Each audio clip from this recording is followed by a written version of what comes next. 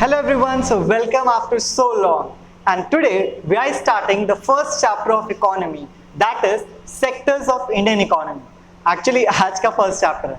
So आज हम लोग देखने जा रहे हैं कि इंडियन इकोनॉमी के डिफरेंट सेक्टर्स कौन कौन से हैं. अगर इंडियन इकोनॉमी के बारे में हम लोग देखें तो हम लोग उसको बहुत बेसिक लेवल पर यहाँ पर स्टडी करेंगे, जहाँ पर हम देखेंगे कि ये सेक्टर्स को किस तरीके से डिवाइड किया गया है, किस तरीके से ये हमारी ओवरऑल इकोनॉमी में एक इंपॉर्टेंट रोल प्ले करता है. और इसके पहले कि हम अपना आज का लेक्चर स्टार्ट करें, आप लोग जो भी यहाँ पे ज्वाइन हो रहे हो प्लीज कमेंट्स में जरूर बताएं. And later on if you like this video then don't forget to comment about your views as well as your questions. We will definitely get back to you in our next session. So अब हम लोग start कर रहे हैं the sectors of Indian economy. Sectors of Indian economy start करने से पहले ही हम आपको बता देते हैं कि इस सेक्टर को, जहाँ पे हम इकोनॉमी के बारे में बात करते हैं, उसको 3 बेसिक लाइंस में डिस्ट्रीब्यूट किया गया है. पहला जो कि कहलाता है आपका primary sector, second that is called secondary sector and third that is called tertiary sector. अब क्या होता है, सबसे बड़ी चीज आती है आपके सामने, वो ये कि हम मोस्ट प्रोबेबली इन तीनों में कभी कभी कंफ्यूज हो जाते हैं, बहुत ज्यादा कंफ्यूजन क्रिएट हो जाता है. तो इस कंफ्यूजन को बिल्कुल अलग हमें करना पड़ेगा, क्योंकि इस बार जो क्वेश्चन है उसमें हमें बहुत सारे ऑब्जेक्टिव क्वेश्चंस मिलने वाले क्वेश्चन पेपर में हमारे एग्जाम्स के. तो उसके लिए हमें तैयारी करनी है. और एक यहाँ पर मैं आपको टिप देना चाहूंगा कि क्योंकि हमारा ऑब्जेक्टिव पेपर आ रहा है, इसका मतलब ये नहीं कि हम केवल ऑब्जेक्टिव क्वेश्चंस के ऊपर फोकस करेंगे. हम फोकस करेंगे पूरे के पूरे चैप्टर के ऊपर. वो छोटी छोटी चीजों को हमें अंडरलाइन करना होगा अपनी बुक में, जो हम आज डिस्कस करने वाले हैं. इससे क्या होगा, हम लोग उस पूरे के पूरे चैप्टर को एक बहुत ही प्रिसाइज्ड वे में कंप्लीट कर पाएंगे. तो आइए स्टार्ट करते हैं प्राइमरी सेक्टर से. प्राइमरी सेक्टर का मतलब ही है सबसे बुनियादी, या हम कह सकते हैं सबसे लोअर लेवल पर हमारी इकोनॉमी कहां से स्टार्ट होती है, वो आता है हमारा प्राइमरी सेक्टर. स्ट्रेट शब्दों में बोले तो जब हम लोग एग्रीकल्चर से या नेचर से डायरेक्टली डील करते हैं किसी चीज में, तो हम लोग ऐसे पॉइंट को प्राइमरी सेक्टर के अंडर में लेकर के आते हैं. यानी कि अगर हम लोग डायरेक्टली अनाज खरीद रहे हैं या वुड लेकर के आ रहे हैं फॉरेस्ट से, या किसी भी चीज को हम डायरेक्टली नेचर के साथ डील कर रहे हैं, ऐसी सिचुएशन में हम उस सेक्टर को प्राइमरी सेक्टर के अंडर में रखते हैं. तो हमेशा याद रखिए, so when we produce a good by exploiting natural resources, definition has been given in your book, by exploiting natural resources it is an activity of primary sector. और ये एक्टिविटी जो होती है ये आपकी प्राइमरी सेक्टर की बन जाती है. अगर हम एग्जांपल देखें तो एग्रीकल्चर है, डेयरी है, फिशिंग है, हॉर्टिकल्चर है, ये सारी चीजें आपकी जो होती हैं ये प्राइमरी सेक्टर में आती हैं. क्वेश्चंस पूछा जा सकता है, किसी भी एक प्रोफेशन को उठा के आपके सामने रख देंगे और बोलेंगे कि बताइए कि किस सेक्टर में आएगा, प्राइमरी में, सेकेंडरी में या टर्शरी में. तो स्ट्रेट में इस क्वेश्चन को सॉल्व करने का तरीका है कि हमें देखना है कि वो सेक्टर क्या डायरेक्टली डील कर रहा है नेचर से, और अगर ऐसा है तो हम देख लेंगे कि वो प्राइमरी सेक्टर में आ सकता है. नेक्स्ट जो आता है आपका that is called the secondary sectors. Secondary sector की अगर हम लोग डेफिनेशन बुक में देखते हैं, एनसीईआरटी में दी हुई है, वो है it covers the activities in which natural products are changed into other forms through the way of manufacturing. ध्यान रखना, वर्ड क्या आ गया, मैन्युफैक्चरिंग. मैन्युफैक्चरिंग, मैन्युफैक्चरिंग का मतलब है कि हम लोगों ने कोई चीज नेचर यानी प्राइमरी सेक्टर से ली, अब हमने उसको मैन्युफैक्चर करके एक प्रोडक्ट बना दिया, है ना. तो यहां पर क्या किया, हमने मैन्युफैक्चर किया. मैन्युफैक्चर करने का मतलब है इसको हमने डायरेक्टली यूज नहीं किया. फॉर एग्जांपल हम एक छोटा सा एग्जांपल ले लेते हैं, वुड. अगर हमने जंगल से वुड कट किया है तो वुड कैसे फॉर्म में आता है, ऐसे लॉग्स के फॉर्म में वुड हमें मिलता है. और इन लॉग्स को हम क्या करते हैं, हम भाई डायरेक्टली तो इनको यूज नहीं कर सकते, तो इन लॉग्स का हमें क्या बनाना है, either we have to made any kind of furniture, हम लोग उसका किसी भी टाइप का फर्नीचर बनाएंगे. और इस फर्नीचर के लिए हमें क्या करना पड़ेगा, इस लॉग को, इस वुडन लॉग को हमें कट करना पड़ेगा. हम उसे शीट्स में, प्लाईज में, पिलर्स में, इस तरीके से हम उसको कट करेंगे, उसको शेप में देंगे, और फिर हम इसका एक सोफा सेट बना सकते हैं, हम इसका बेड बना सकते हैं, हम दरवाजा बना सकते हैं. तो ये सारी की सारी चीजें किस में आ रही हैं, आपकी ultimately they all coming after the manufacturing of the product that we have taken from the primary sector, and primary sector deals with the agriculture or by exploiting the natural things or the nature. तो यहां पर हमें समझ में आया कि जब हम प्राइमरी सेक्टर से चीजें लेकर के उसको मैन्युफैक्चर करते हैं और मैन्युफैक्चर करके उसका हम ऐसा प्रोडक्ट बनाते हैं जो अब हमारे यूज में आ जाएगा, तो ये सारी की सारी चीजें जो होती हैं ये सेकेंडरी सेक्टर में आ जाती हैं। हम देखते हैं इसके example, using cotton fibre from plants we spin yarn and weave clothes. तो ये भी एक एग्जांपल हो गया आपके सामने कि कॉटन की अगर हम बात कर रहे हैं, सो कॉटन हमारा प्राइमरी सेक्टर में आता है और कॉटन को लेने के बाद मैन्युफैक्चर हम क्या करते हैं, हम लोग मैन्युफैक्चर कर देते हैं यहाँ पर उसके क्लॉथ्स को या थ्रेड्स को। चलिए अब इसी के बाद एक और क्वेश्चन आता है जो सब्जेक्टिव में अब तक कई बार पूछा गया है एग्जाम में। वी आर टॉकिंग अबाउट कि why the primary and secondary sector are dependent upon the tertiary sector, कि ये दोनों सेक्टर टर्शियरी सेक्टर के ऊपर डिपेंडेंट कैसे हैं। जैसे ही मैं आपको टर्शियरी सेक्टर एक्सप्लेन करूंगा ये पॉइंट भी क्लियर हो जाएगा कि ये दोनों आपस में एक दूसरे के ऊपर कैसे डिपेंडेंट। तो यहां पर हमने बात करी प्राइमरी सेक्टर की जो नेचुरल चीजों से डील करता है। अब नेचुरल चीजों को हमारे यूजफुल प्रोडक्ट के रूप में बनाने का काम किसका होता है, सेकेंडरी सेक्टर का। भाई उसने मैन्युफैक्चर कर दिया, लेकिन क्वेश्चन राइज होता है कि भाई प्राइमरी सेक्टर ये तो जंगल में हुआ या नेचुरल रिसोर्सेज तो एक्सप्लॉइट कर रहे हैं, वहां से जो चीजें जो प्रोडक्ट है आखिर वो सेकेंडरी सेक्टर तक पहुंची कैसे। तो उसके लिए हमें जरूरत होगी किसकी, ट्रांसपोर्ट की, है ना। तो ये जो ट्रांसपोर्ट है, ये जो ट्रांसपोर्टेशन का काम है एंड सर्विसेज प्रोवाइड करने का काम है ना। कैसी सर्विसेज होती हैं भाई, देखिए बहुत सारी चीजें होती हैं, आपको ट्रेन्स वगैरह का यूज करना पड़ता है एक जगह से दूसरी जगह ले जाने के लिए, क्रेन का इस्तेमाल करना पड़ता है, आपको पीसेस काटने के लिए कई सारी मशीनरी का इस्तेमाल करना पड़ता है। तो हम लोग उन मशीनरी को कई बार क्या करते हैं, लिवाइड करते हैं, उनके ऊपर हम लोग डिपेंडेंट होते हैं, हम लोग उन्हें रेंट पर लेते हैं, उस मशीन का इस्तेमाल करते हैं या हम कारीगरों को बुलाते हैं। तो वो कारीगर जो हैं जो काम करने आ रहे हैं वो एक तरीके से हमें सर्विसेज प्रोवाइड कर रहे हैं अपने प्रोडक्ट्स के through.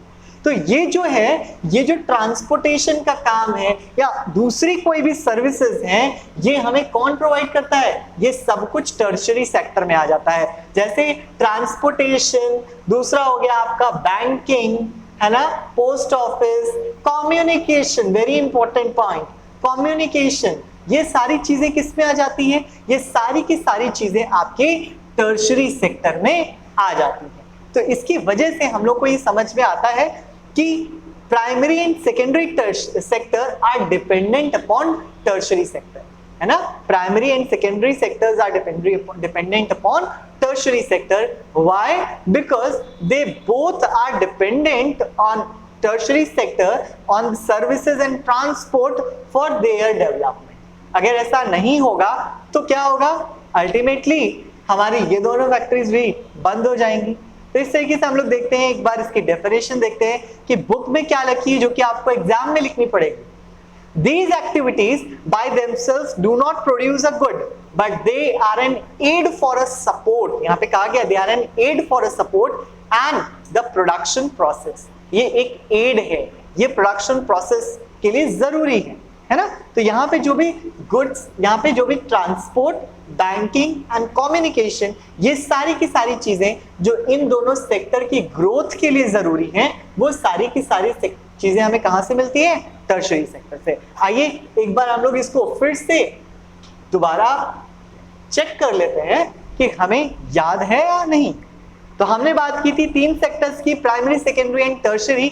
In the primary sector we are dealing directly with the natural things and we are extracting the natural products from our nature, और उनके साथ डील करने के जितने भी एजेंडाज है, जितने भी सेंटर्स है, वो सब के सब किसमें आते हैं, प्राइमरी सेक्टर में। For example we are talking about agriculture, we are talking about mining, we are talking about water harvesting और anything we are talking about that we are dealing with directly with the nature, then it comes into the primary sector.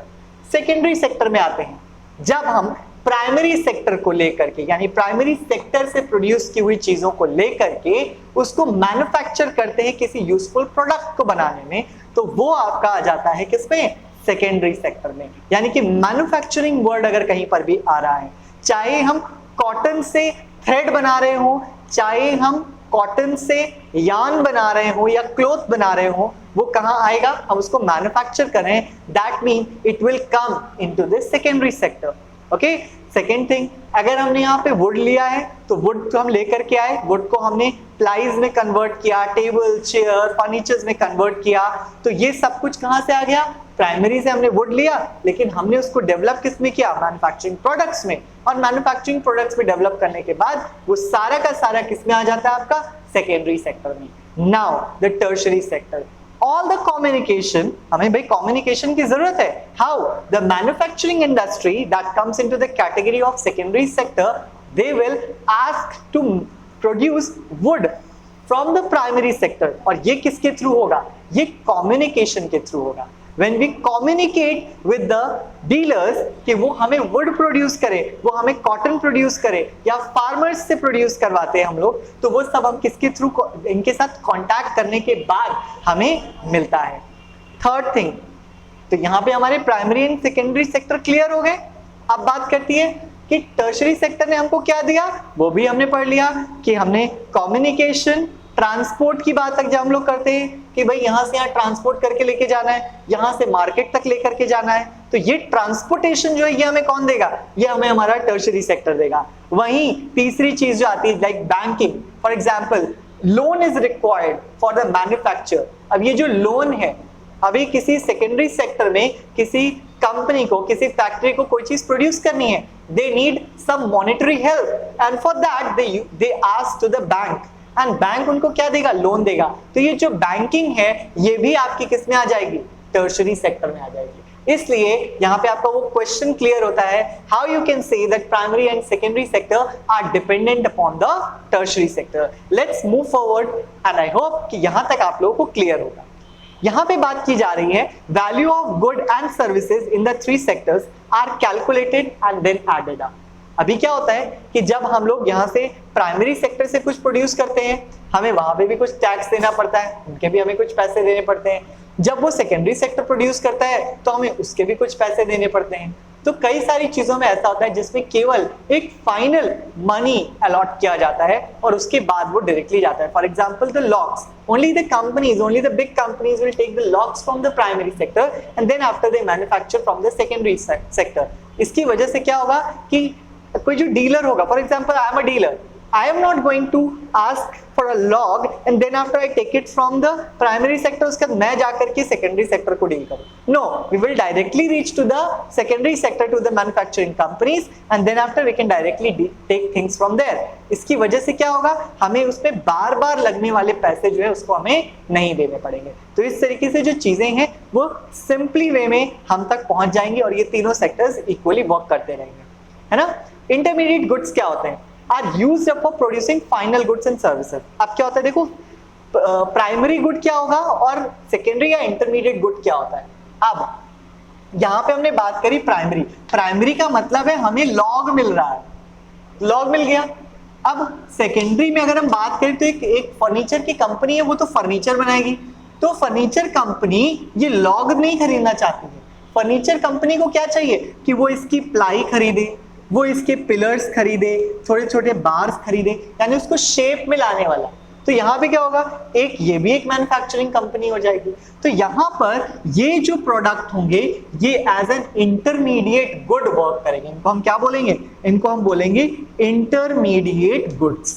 इसके लिए भी एक question आता है कि intermediate goods क्या होते हैं। तो इंटरमीडिएट गुड्स के बारे में हम बात करते हैं, are used in producing the final good. अब फाइनल गुड क्या है, हम यहाँ से ले, सपोज हम सोफा सेट ले रहे हैं, तो प्राइमरी गुड क्या हो गया, आपका लॉग हो गया। अब लॉग से यानी लकड़ी से क्या बनना है, सोफा। हाउ, तो यहाँ पे हमें ये प्लाईज एंड शेप्ड वे में हमें चाहिए होंगी चीजें जो कि इसी लॉग के बनेंगी। तो ये जो प्रोडक्ट होगा ये हमारा इंटरमीडिएट गुड कहलाएगा। तो फाइनल गुड को प्रोड्यूस करने के लिए जिन चीजों की हमें जरूरत पड़ती है वो क्या कहलाती हैं, वो इंटरमीडिएट गुड्स कहलाते हैं। The value of final good already includes the value of all intermediate goods। अब जो ये फाइनल गुड बनेगा, यानी कि सोफा सेट जो बना ये हमारा फाइनल गुड है, अब इसमें क्या होगा, इसकी डिवाइड की हुई जितने भी चार्जेस होंगे, यानी ऐसा नहीं है कि हम सोफा बनाने जा रहे हैं तो हम इसके चार्ज अलग देंगे, प्लाई के चार्ज हम अलग देंगे, पिलर्स के चार्ज हम अलग देंगे, नहीं, ये जो फाइनल गुड बनेगा इन सब का चार्ज इसी में आ जाएगा। और इसकी वजह से हमारे पास ऐसा नहीं होता कि चीजें जो होती है वो बहुत ज्यादा एक्सपेंसिव आए, हमारे पास जो चीजें आती हैं वो इस वे में आती हैं so that people can afford it, और उसमें इन सब के चार्जेस इंक्लूड होते हैं।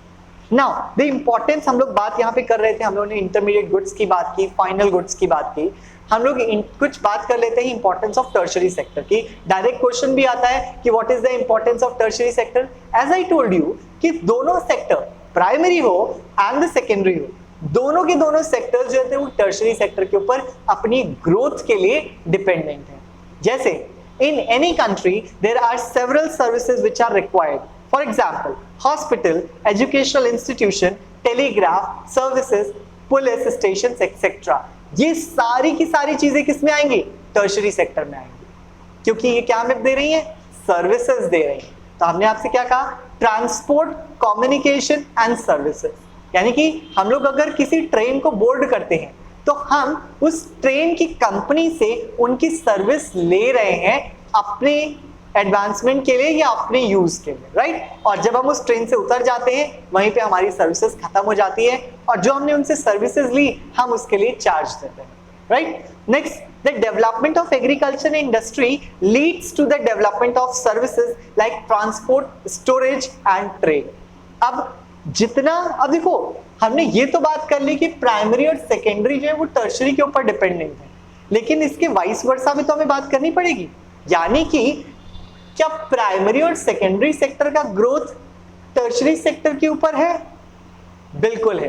कैसे? क्योंकि हमने अगर यहां से कोई चीज, भाई हमने यहां से कोई चीज खरीदी है, हमें खरीदना है, ट्रांसपोर्ट करके यहां तक ले जाना है, तो भाई ये चलेंगी, लेके जाना ही पड़ेगा, हमें उनको सर्विसेज देनी पड़ेगी। दूसरी तरफ जब बात आ रही है कि टर्शियरी सेक्टर की, तो जाहिर सी बात है कि जब यहाँ पर प्रोडक्शन बढ़ेगा, अनाज बढ़ रहे हैं, यानी कि खेती बहुत बड़े पैमाने पर हो रही है, ऐसी कंडीशन में उस अनाज को मार्केट तक ले जा करके बेचना भी है, और ऐसे में हमें जरूरत पड़ेगी बहुत बड़े बड़े टैंकर्स की, जिसमें हम उन्हें भर करके लेकर के जाएंगे। फॉर एग्जांपल ट्रैक्टर्स है, different other things that we use. And same as it is during the time of harvesting, what is needed? During the time of harvesting, we need threshers, we need cultivation के लिए हमें बहुत सारे अलग अलग machines की जरूरत होती है, और ये सारी मशीन्स हमें कौन देगा? ये सारी मशीन्स हमें टर्शियरी सेक्टर देगा। तो यहाँ तक कि इसमें ये कहा गया है कि प्राइमरी और सेकेंडरी सेक्टर की ग्रोथ की वजह से टर्शियरी सेक्टर की भी ग्रोथ पॉसिबल है, ठीक है। Now the next one, that is due to the demand of income levels, there is rise of demand of more services. यहाँ पर क्या हो रहा है? Demand in income levels. अब लोगों को, बहुत सारे लोग ऐसे हैं जो डायरेक्टली नेचर के साथ डील नहीं करते, they are not involve in agriculture, they are not involve in mining. तो ऐसी कंडीशन में क्या होता है? They need job and these jobs will be granted to them. कौन ग्रांट करेगा? इधर मैन्युफैक्चरिंग इंडस्ट्रीज, लेकिन देश की इतनी बड़ी पॉपुलेशन को केवल मैन्युफैक्चरिंग इंडस्ट्रीज जॉब नहीं दे सकती, and for that reason what happens, these services, the tertiary sector provides job to the people, and hence they both are providing people those who are not dependent upon agriculture. तो यहाँ पे ये भी बहुत important है। तो आई hope कि यहाँ तक आपको चीजें बहुत ही ज्यादा क्लियर हो गई होंगी।